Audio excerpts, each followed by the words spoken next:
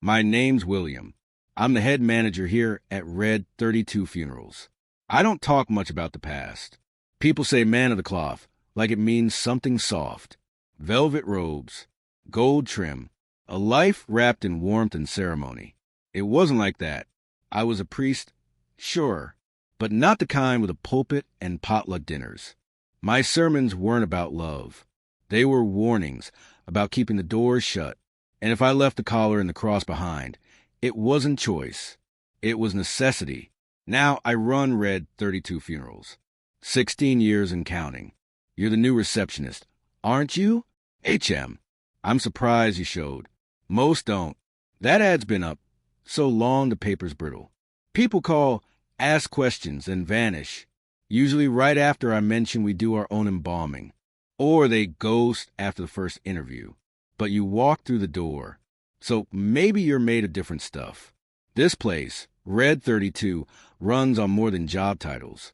You'll answer phones, yes, but you'll also handle intake, drop paperwork at the hospital. Sometimes you'll help me prep a body. I'll never ask you to do anything I haven't done 100 times myself, but I will ask you to treat it seriously, dead seriously. People think funeral work is all tears and flickering candles. They forget it's also about keeping order, the real kind, the kind that keeps bones in the ground. Now, you'll notice I carry a silver pocket watch in my vest. It doesn't tick. Press it to your ear. You'll hear nothing. It's not for telling time. It's for remembering how long they've been still. You'll find out why that matters soon enough. You might think I'm superstitious. I'm not. I don't believe in ghosts. I believe in rules. There's a difference. If you forget the salt in the prep room, I'll drag you back by the collar. I won't yell. I won't swear. But I'll bring you right back to that body, and you'll do it again, properly, because the salt isn't for flavor and it's not for show. It's part of the barrier. Forget that, and things slip through. I don't preach anymore. Haven't lifted my voice in prayer in over 10 years. But if I hear you murmur a verse while we work, and you don't mean it, I'll stop you, right then and there. No halfway words in this place. No empty breath. Because everything here listens, and everything here remembers. Now, still sure you want the job? Good. Then follow me to the embalming room. Watch your step. Don't touch the doorframe. And for God's sake, don't ask about the bell in the back hall. Not yet. Tucked beside a crooked old church no one remembers the name of, this little funeral home has stood longer than the graveyard that surrounds it. That unsettles most people the first time they hear it. Something about it feels wrong. Backwards. Like time ought to run in one direction only, and a place for the dead shouldn't come before the land meant to hold them. But Red 32 was here first. Not by accident. Not by a few years. The church came later. The headstones came later. Even the trees, tall and bent like quiet old men, grew up after. The land, though, it's always had something beneath it. You can feel it if you stand still long enough in the back lot. Something deep, not hollow, not alive, just old. It started with a man. That's how most stories go, even the worst ones. A man with calloused hands and a spine bent from labor. His name was Elias Kerr. Elias wasn't from here. No one really knows where he came from. Some said Scotland. Others swore it was somewhere out west. No one could agree. No records remain to settle it. But the story always starts the same. In 1796, Elias Kerr walked out a mine collapse that killed 42 men. He walked out barefoot, bleeding. Carried another man's arm in his satchel, thinking it was his own. Didn't speak for 3 days after they pulled him from the rock. And when he finally did speak, this is what he said. He owed a debt, not to God, not to the dead, to the earth. He stayed in town, but he never went near a mine again. Instead, he started building, not for business, not for others, something for himself. A chapel, small and gray, with thick stone walls, and an altar that faced west instead of east. There were no sermons, no congregation, no cross, only graves. He buried all 42 men with his own hands, dug each plot alone behind the chapel on the same stretch of land. No help, just a shovel and a length of cord. And when it came time for markers, he didn't use wood. He carved them from leftover stone, hauled up from the quarry week after week. The names are almost lost now, worn away by wind and rain and moss. But if you press your hand to them, you can still feel the grooves. And people do. Strangers. Travelers. Not many, but some. Every few years, someone drives miles out of their way to stand before those stones. Palms flat. They never stay long. After the last grave was dug, Elias didn't stop. He built a second structure beside the chapel. Smaller, lower, no windows. Thick walls again, the kind that hold in cold, no matter the season. The kind that muffle sound. No one ever asked what it was for. But the rumors started fast. It wasn't a home. He didn't sleep there. Didn't eat there. The town called it the cold room. It was where Elias brought the dead. Not just miners. Anyone who passed. Anyone without family. Or with family too afraid to claim them. Elias carried them in himself. Sometimes on his back. Sometimes on a stretcher he made from branches and canvas. He never locked the door. But no one went inside. Not even out of curiosity. He called it a settling room. That was the word he used. Not morgue. Not crypt. Not parlor. A place for the dead to settle before they sank. No one knew exactly what that meant, but he said it with such certainty, like it wasn't just a belief. It was a rule. The place had no name. That came later, and not from Elias. But that little room of stone, table, and salt, that was the first version of Red 32. You can still feel its shape beneath the floor. In the building now, walk the back corridor past the embalming room, and it would shift strangely. Not a creak, more like pressure, like something under there is holding its breath. There's no official record of when it was built. The city has no permits, no blueprints, no mention of a property line until the early 1900s. Even then, the notes are vague, structures of indeterminate age, non-conforming use. But the building was there, still is. We didn't tear it down. We built over it. You'll notice, working here, some things don't quite fit. Angles where floor meets wall. Doors that don't swing right. Corners wider on one side than the other. That's because the original stone walls are still there underneath, just behind drywall. Some old supports buried deep in the foundation. We couldn't remove them. We tried once.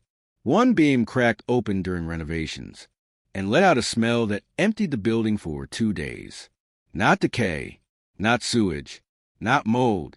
It smelled like roses and rot, both at once, thick in the throat. The kind of smell that sticks to your clothes long after you've left the property. We sealed that crack with resin and steel brackets, covered it with shelving. That was 10 years ago. The shelves have never held a thing. Anything we put their tips over by itself. So now we leave it bare. Some rooms don't want to be used. Some names don't want to be remembered. There are no photographs of Elias Kerr. No portraits. Not even a sketch. But the stone remains. The table. The salt. That's where it all began. That's where it still begins. Every time. Now, since you know a little about this place, where it came from, what bones it's built on, you should learn some of the rules. Not the kind you find in an employee handbook. No binder. No HR desk. These are the real rules. The ones that matter. So listen close. Rule 1. No one is allowed to die on the property. You might think that sounds strange for a funeral home. Like we're making a joke out of something serious. But I'm not joking. No one dies inside Red 32. Not anymore. It's not about policy. Not insurance. Not paperwork. It's a rule. A real one. Maybe the most important we have. If someone dies inside these walls, they don't leave. They become what I call a resident. Now, I've dealt with spirits before. I know the difference. A ghost is a memory that won't let go. Some don't even know they're dead. Others linger for reasons of their own. Unfinished business, strong emotions, whatever tethers them here. But spirits, real ones, are usually just noise. They knock things over. Wander halls. stand too close to your bed, and make you feel cold. They don't mean harm. Not most of them. Residents are something else entirely. When a person dies on this land, not just near it, but on it, they don't stay themselves. Something in the ground twists them, hollows them out, fills the space with rage. Some force here peels them down to their most violent core and rebuilds them. It doesn't matter who they were in life, good, bad, kind, cruel. Death here reshapes them into something dangerous. And they remember. They remember the moment of death like a glowing ember in their chest, burning hotter every time someone passes a spot where it happened. That's what a resident is. They're not spirits, not mourners, not echoes. They're occupants. And they don't like company. The last time someone died inside Red 32, we shut down for 6 weeks. That was the last time I let anyone die here, over a decade ago, and I still don't use the West Cold Room. I keep it locked. Now, when we have a viewing or family gathering, we watch the guests closely. Some arrive already weak. Old age, illness, grief. You see it in their hands, how they grip door frames to steady themselves. It gets worse when they sit down. That's when it starts. They lean back, let out a long breath, like they're letting go. That's when we move. If someone starts dying, really dying, you get them out. No hesitation. No waiting. Doesn't matter if it's snowing outside. Doesn't matter if you're in the middle of a prayer. Doesn't matter how peaceful it looks or how close the end seems. You put your hands under their arms and drag them outside. Better a lawsuit than a resident. I've done it before, more than once. We had a woman collapse in the chapel once, maybe 8 years ago. Slid out of the pew like her bones gave up. Her nephew screamed. Her sister tried to lay her flat. I saw the signs immediately. Eyes half-lidded, fingers curling inward, that final slackening that comes when the soul's halfway loose. I didn't ask questions. I didn't wait for permission. I lifted her by the shoulders and dragged her down the aisle, while her family shouted at me to stop. They thought I was completely insane, but I was saving them. She died just outside the front steps, on the gravel. I folded my coat under her head and said the words I still remembered from seminary. She passed quiet, gentle, and she left. We didn't have to board up the chapel. We didn't have to scrub the pews with salt and soap. We didn't have to move a family into a hotel for 6 weeks, or repaint the walls after something clawed through plaster. We just buried her, like we were supposed to. That's the outcome we want. Sometimes families don't understand. They think it's disrespectful. Cold, cruel, that's fine. They're not here long. They don't have to live with the consequences. We do. It's also why a lot of the long-term staff here come from the cloth. Not all are priests, but most used to be deacons, monks, a few nuns. I don't ask for credentials. I don't need a certificate to know when someone has been shaped by faith. Men of the cloth don't flinch when they see something wrong. They don't blink when light bends wrong around a corner. And more importantly, they know how to handle the dead. There's a way you move a body, a way you speak to it, a way you carry it down the hallway. That shows respect, but not fear. Fear invites things in. Confidence keeps the door shut. Civilians don't always get that. You will, if you stay here long enough. You'll learn the difference. You'll learn what to look for in someone's eyes. When they've already started slipping away, you'll feel it in the temperature of the room. Not cold, exactly, but paused, like the walls are holding their breath, waiting to see which way it goes. If you hesitate, even for a second, that breath turns inward, and then it's too late. I'm not telling you all this to scare you.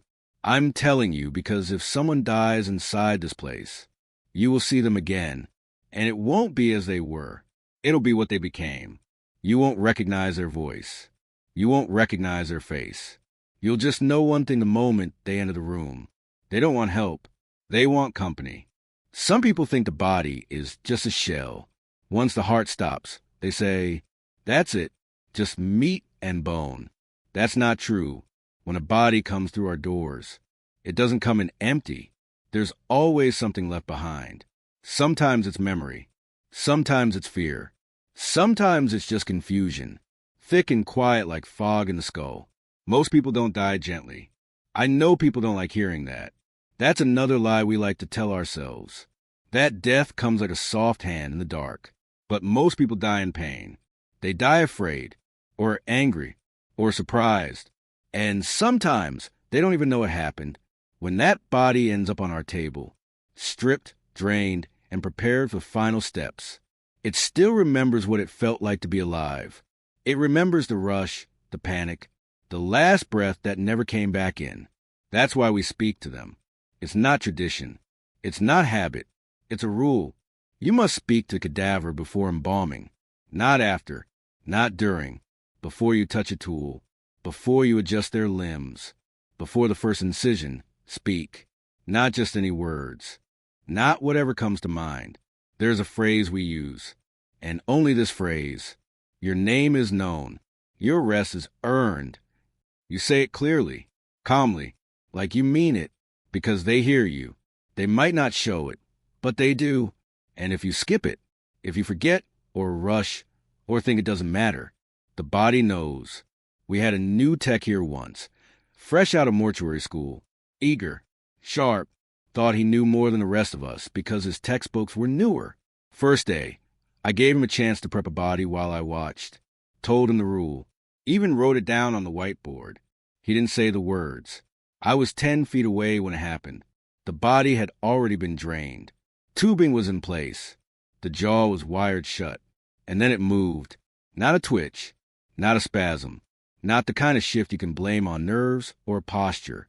It seized. Every muscle locked at once. Arms pulled in tight. Toes curled so hard they cracked. You could hear it. He dropped the tools.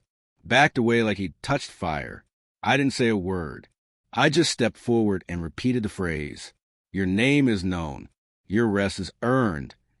Slowly, the tension left. The hands opened. The feet relaxed. The skin turned cold again, the way it's supposed to be. I told him to go home after that. He didn't come back. That's fine. Not everyone is meant for this work. You will be, if you learn. The thing you have to understand is that dying is not a single moment. It's a process. For some people, it ends fast. For some, it lingers. And sometimes, it lingers long after the heart has stopped. That part of the soul, whatever's left behind, doesn't always know where it is, or why it can't move. And if you start cutting, draining, sewing, if you disturb that confusion without respect, you risk stirring something that wants to stay asleep. You might see nothing. You might hear nothing. But the moment you ignore that quiet grace, something goes wrong. Not out of anger, out of fear. That's why we say the words. Not for ritual, not to glorify the dead in some grand way, but because it's the only thing that reaches across the divide. The phrase itself isn't from Scripture. It's older. No one knows exactly where it began. But it works. That's what matters. You'll get used to saying it. Some bodies twitch when they hear it. A finger jerks, an eyelid flickers. That's normal. Just nerves reacting to the echo. If the body blinks, start over. Repeat the phrase until the eyes stay shut. If it takes 3 times, say it 3 times. Never walk away until you're sure. But if the mouth moves, if it speaks, you leave the room. Immediately, you lock the door behind you. You don't answer. You don't ask questions. You don't finish the preparation. If the dead speak, it means they haven't crossed over. They're stuck in between, clawing for a way back. That's not your burden. We're not shepherds. We're not reapers. We don't guide souls through death. That's another's task. We just prepare the bodies for burial. You need to know the difference. When the dead speak, they don't want peace. They want answers. And they think you can give them some. They'll beg. They'll lie. They'll curse. They'll sound just like they did when they were alive, because they still are in there. Don't be fooled by the voice. Don't be swayed by the sorrow. They are not your responsibility. Your job is to guide them from one place to the next, not to explain why the bridge exists. If you follow the rules, they settle. If you don't, they don't. It's that simple. So before you lay hands on a body, before you unwrap it from the delivery shroud, before you even open your mouth to comment, on the clothes or the toe tag. Say the phrase. Say it like you mean it. Because sometimes it's the only thing standing between a peaceful procedure and a room you'll never walk into again. Rule 3. Rule 3. Never autopsy a body wearing red. Red 32 isn't just a name. Not really. It's something deeper. Some on staff think the number matters. That maybe we're the 32nd funeral home in a chain, or that 31 others came before something finally went wrong. Some say it's a countdown. I've heard everything from biblical references to conspiracy theories, but it doesn't matter. I don't think it's the number. I think it's the color. And if you've worked here long enough, if you've seen the messes we've cleaned and the prayers we've said, you'll stop guessing too. You'll understand the rule for what it really is. We never autopsy a body wearing red. Not a red shirt. Not a red dress. Not a necktie, scarf, glove, or sock. Doesn't matter how small it is. Doesn't matter why they were wearing it. Red holds things. And in a medical setting, color shouldn't matter. Once a body's dead, it's dead. The clothes are just fabric. They're removed, tagged, and either returned to the family or disposed of. But here at Red 32, red does something fabric isn't supposed to do. It keeps things alive, not in the scientific sense. Not heartbeat, breath, or brain function. It keeps the feeling.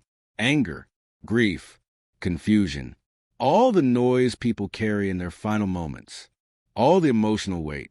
The red doesn't let it go. It traps it. Holds it down like heat sealed inside a metal box. You can't see it. You won't measure it with instruments. But when you work the table, you'll feel it. It sticks to your gloves. It weighs down the room. And when you cut into a body still wearing red, even a sliver on the skin, you unleash all that trapped rage at once. Not symbolically, not metaphorically. I mean the body will bleed, and it won't stop. This isn't normal post-mortem bleeding. Every embalmed body leaks some fluid. Every incision drips. But this is different.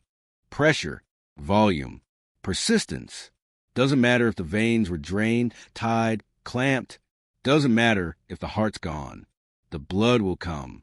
We didn't always know this rule. One night, early spring, a body arrived from out of town. Young man, 23, found dead in his parked car. No wounds.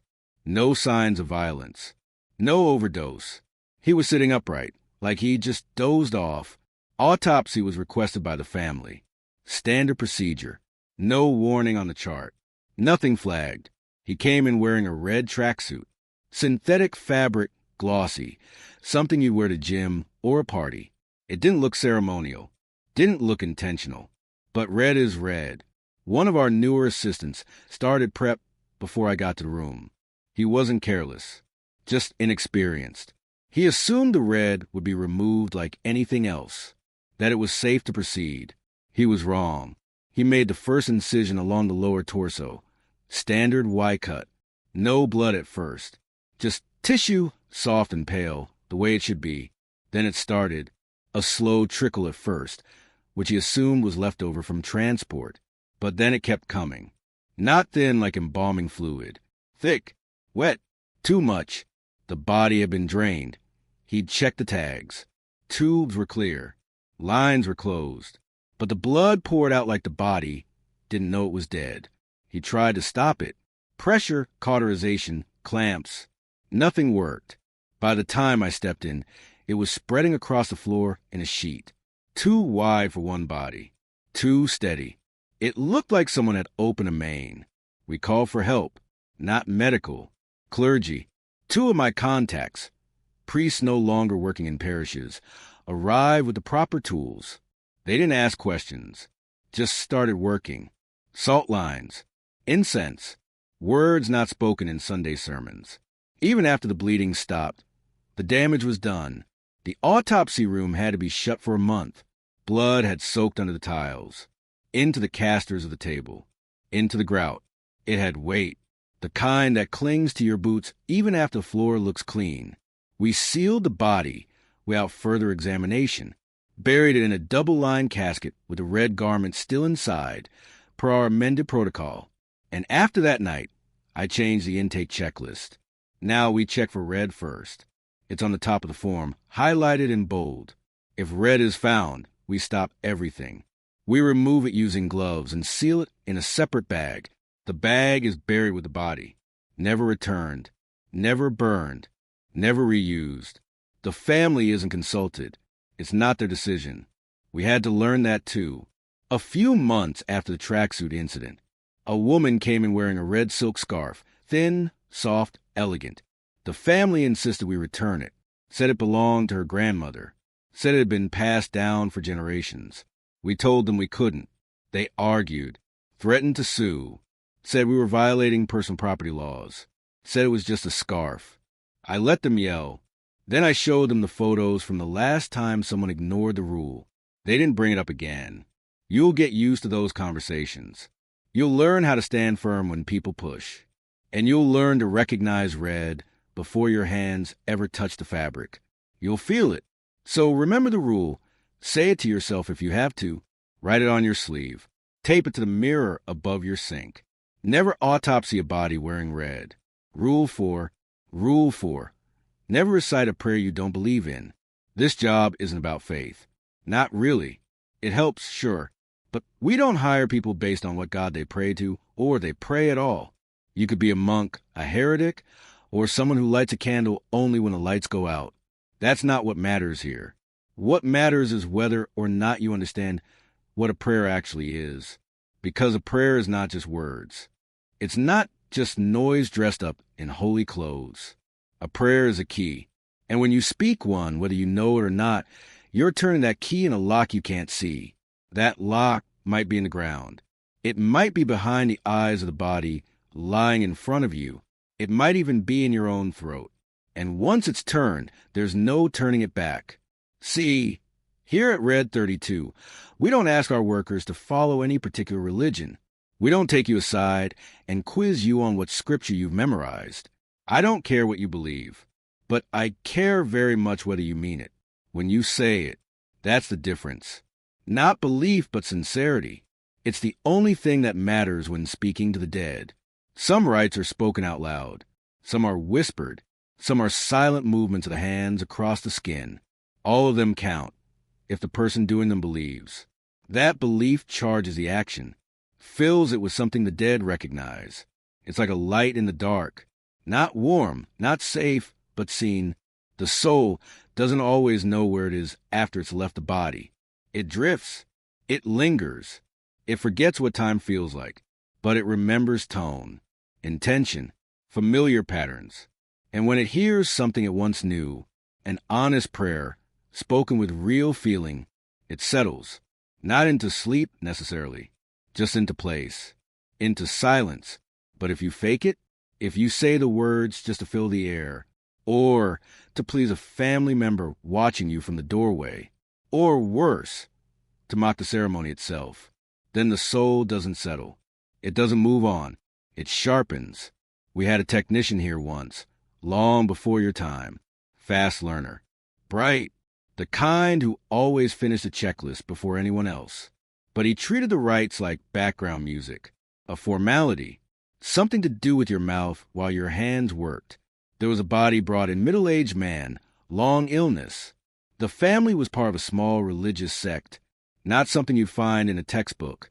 Their only request was that a certain phrase be spoken while the body was being washed. Just 8 words, easy enough to remember. They even wrote it down phonetically, so there'd be no excuse for mispronouncing it. That tech thought it was funny. He told a joke about it while we were getting supplies, called it a magic spell. The family wasn't there to hear it, but I did. And later, when he was alone in the chapel doing prep, he said the words. I know he said them, because I found the slip of paper still tucked under the tray. But he didn't say them as a rite. He said them with a sneer. That matters. When I found him later, he was hanging from the rafters, and he was still alive, just barely. His eyes were open but unfocused. His mouth was moving, but the words weren't his. They weren't in any language I could place. Not Latin, not Aramaic, not anything I could match to a rite. We cut him down, carefully. We kept him sedated for 3 days. watched over him in shifts. He never stopped speaking. The rhythm stayed the same. Like a litany he couldn't stop repeating, even in sleep. Then, on the fourth morning, he was gone. No sign of forced entry. No open doors. No footage on the cameras. Just an empty bed and the faint smell of candle smoke. After that, we rewrote the employee manual. We changed how we train people. We started with one sentence, carved into the first page of the rights log in all caps. Never recite a prayer you don't believe in. And now I'm telling you the same. The danger doesn't come from saying the words wrong. It doesn't come from following a faith that isn't your own. We perform ceremonies from dozens of traditions here. That's not the problem. The problem comes when someone pretends. When you recite sacred words without meaning them, the dead know. The weight of those syllables passes through your body, but finds no anchor, no honesty. And that emptiness becomes a kind of invitation. Something answers it, because that's how prayer works. It opens. If you say something sacred with mockery in your voice, the dead don't see a mourner. They see a liar. And liars have no place among the dead. Epilogue. That's all the rules you need for now. Enough to get you through your first shift, without getting yourself or anyone else hurt. There are more, of course. A lot more. Some of them written down, others pass between staff in. The break room when the lights flicker. A few are, only learn the hard way, one mistake at a time. But those can wait. You'll hear them when you're ready. This place has a way of knowing how much a person can handle. It gives you what you need, right up to the edge of what you're not supposed to know yet. Sometimes, if you're lucky, it gives you time to brace yourself before the next lesson starts. But that's the trick, isn't it? You don't always know when a lesson is beginning. If you respect the rules, if you speak gently, walk steady, and keep your eyes open, you just might last. Welcome to Red 32 Funeral Homes.